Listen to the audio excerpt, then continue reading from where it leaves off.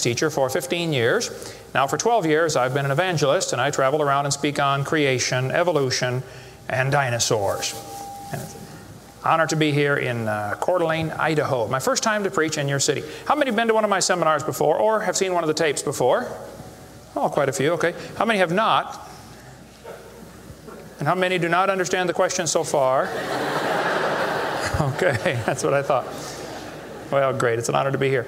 I tell folks right up front before I get started too far, because I don't want anybody sneaking up on me, I believe the Bible is the infallible, inspired, inerrant Word of the living God. I believe it from cover to cover.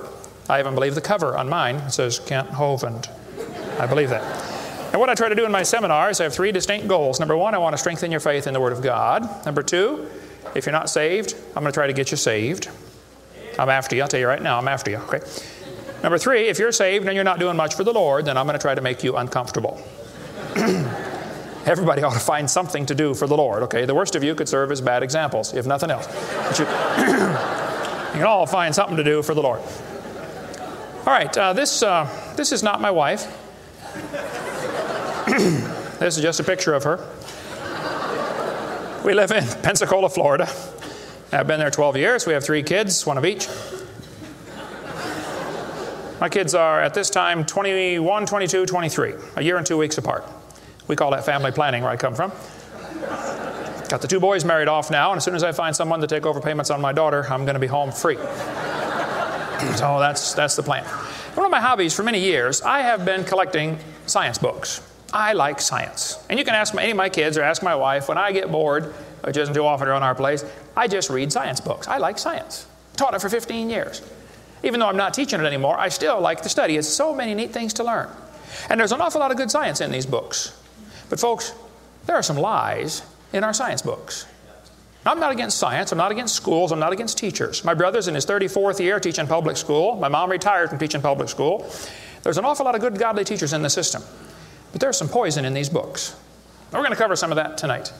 Richard Dawkins, who hates creationists, said, "It is absolutely safe to say that if you meet someone who claims not to believe in evolution, that person is ignorant, stupid, or insane, or wicked." Well, Richard, we'll send you a copy of this tape, because I'm going to show you 100 reasons why evolution is so stupid. We need to define a few terms, okay? According to the dictionary, stupid means lacking normal intelligence, foolish, silly, a stupid idea, dull and boring. I think evolution is stupid.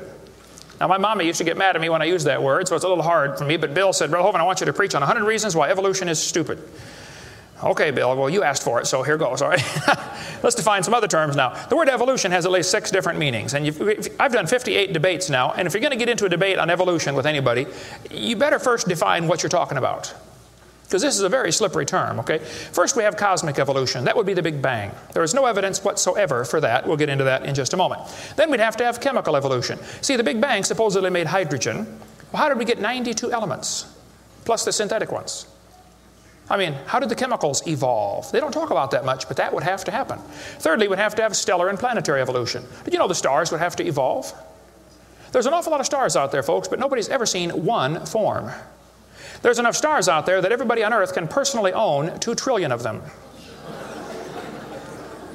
We've never seen one star forming. We see them blow up from time to time. It's called a nova or a supernova. We've never seen one form.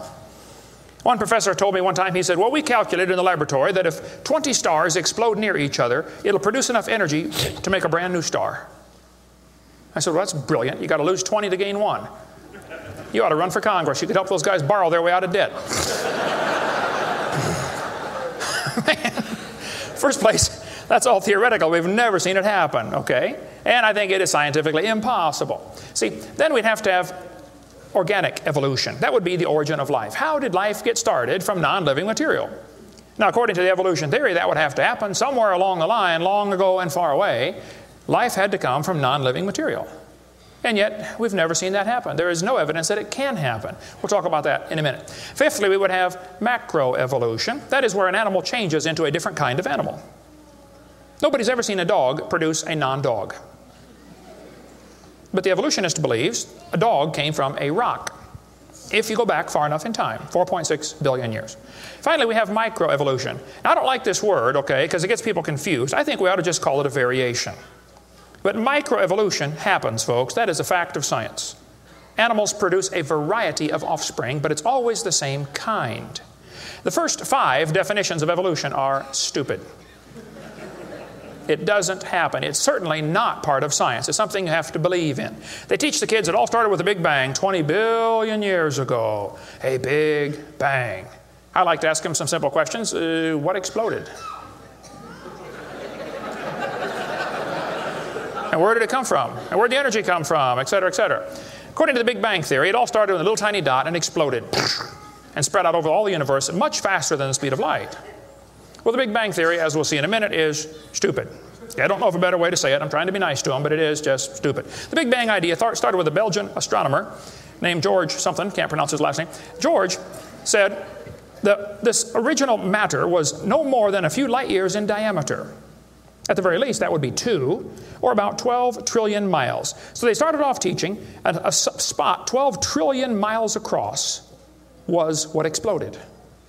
Well, they revised that down. In 1965, they said, no, it was only 275 million miles across. Well, that's way down from 12 trillion. 1972, they said, no, it's only 71 million miles across. I don't know how they know this stuff, but this is what they taught, okay? 1974, they said it was only 54,000 miles across. 1983, they said it was the trillionth the diameter of a proton.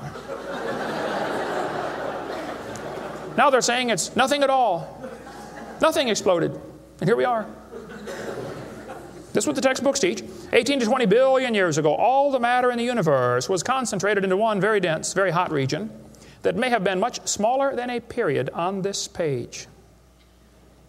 That's stupid. This one says, all of the matter and energy someday will once again be packed into a small area, no bigger than the period at the end of this sentence. Then another Big Bang will occur. It happens every 80 to 100 billion years. So you can forget about global warming. We're going to get squished. Now, this textbook author was brilliant. I could not believe how smart this guy was. He said, boys and girls, nothing really means nothing. You have to be at least that smart to write a book. He said, not only matter and energy would disappear, but also space and time. However, physicists theorize that from this state of nothingness, the universe began in a gigantic explosion.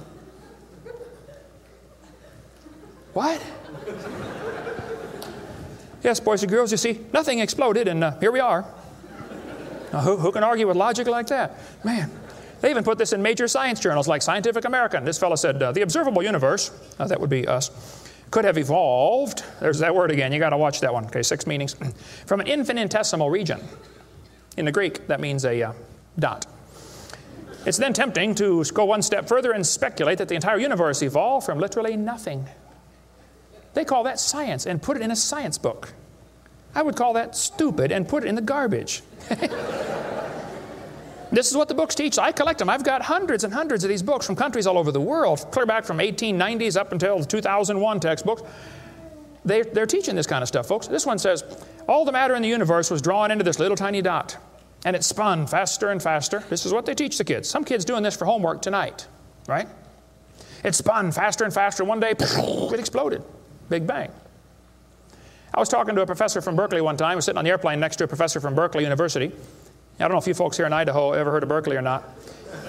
But Berkeley is not a Bible college.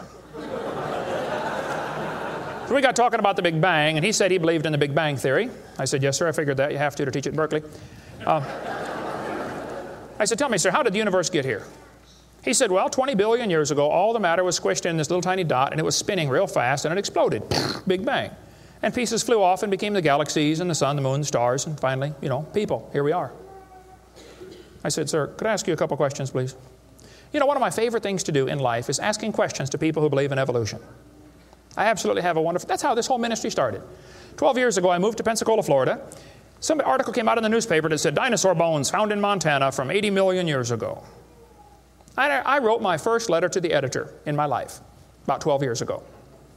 I wrote a letter to the editor. I said, yes, they found dinosaur bones, and yes, it was 40 feet long, and yes, it was found in Montana, but it was not from 80 million years ago. This one probably drowned in the flood in the days of Noah, 4,400 years ago. And you would have thought I shot the sacred cow. Actually, I did. Boy, there began to be quite a battle in the newspaper, letters to the editor flying back and forth, and finally a university called me and asked me to do a debate with one of their professors. Well, I'd never had a debate in my life except with my wife, and I lost those every time. So I was not excited about debating. But I said, well, how do you do it? What do you want? And the guy said, well, you send us 30 questions, and the other guy will send in 30 questions, and we'll discuss those questions for the debate. I said, okay.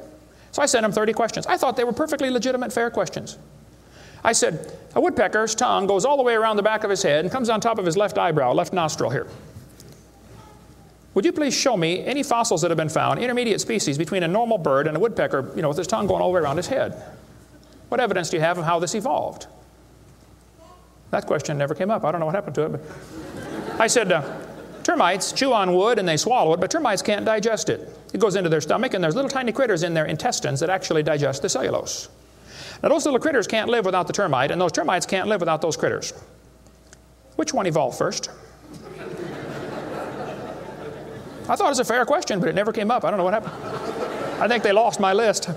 But anyway, one of my favorite things to do is asking questions to people who believe in evolution. So I asked this professor if I could ask him some questions about the Big Bang. He said, sure, what would you like to know? I said, well, sir, you told me 20 billion years ago all the matter in the universe was squished in this little tiny dot. And it was spinning faster and faster and exploded. I said, where did all this matter come from? He said, well, we don't know that for sure. I said, okay, now, sir, hold it. If I told you that I believe about 6,000 years ago God created the heaven and the earth like the Bible teaches, you're going to say, and where did God come from? And I don't know. But you said 20 billion years ago there was a Big Bang, and you don't know where the dirt came from. So basically, I believe in the beginning God, and you believe in the beginning dirt. Don't tell me my theory is religious and yours is science. Oh, no, sir, they're both religious. The news media tries to make it look like it is religion versus science. I did a debate in El Paso, Texas here recently, and the news media wrote an article. They said, religious and scientific leaders debate evolution. What is the unspoken message in that title? What are they trying to imply? Can you catch that? They're trying to imply that evolution is part of science, aren't they? No, evolution is a religion. Actually, both creation and evolution are inherently religious. These two timelines is the same information right here. I'll be referring to that throughout the seminar here. I cover this thing all the time. The Bible teaches about 6,000 years ago, God made everything. 4,400 years ago, there was a big flood that destroyed everything. 2,000 years ago, Jesus came. Here we are today, waiting for the Lord to come back in about 5 minutes. This is the Bible view of history. On this chart, 1 inch is 150 years. That's a long time. The 20 billion year chart on the bottom is a very different scale.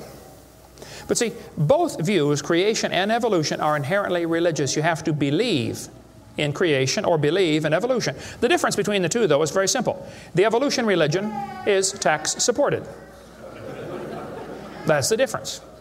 By the way, if I was to make that bottom chart the same scale as the top chart, the bottom chart actually needs to be 2,100 miles long. That's from Pensacola to Portland, Oregon. I don't want to carry a chart that big, so I made a new scale for the other one, okay? If they want to believe it happened long ago and far away, they're welcome to believe that, but that's not science. Evolution is a religious worldview, and I think it is stupid. So I asked the professor, where did the matter come from? He said, I don't know. I said, well, sir, would you please tell me where the laws came from? The universe is run by laws, gravity, centrifugal force, inertia. Who gave the laws? He said, we don't know that either. I said, sir, could you tell me where the energy came from? You know, it takes energy to make a big bang. Who bought the gas to run this machine anyway? He said, we don't know that either. I said, sir, could I ask you another question? He said, sure. What else would you like to know?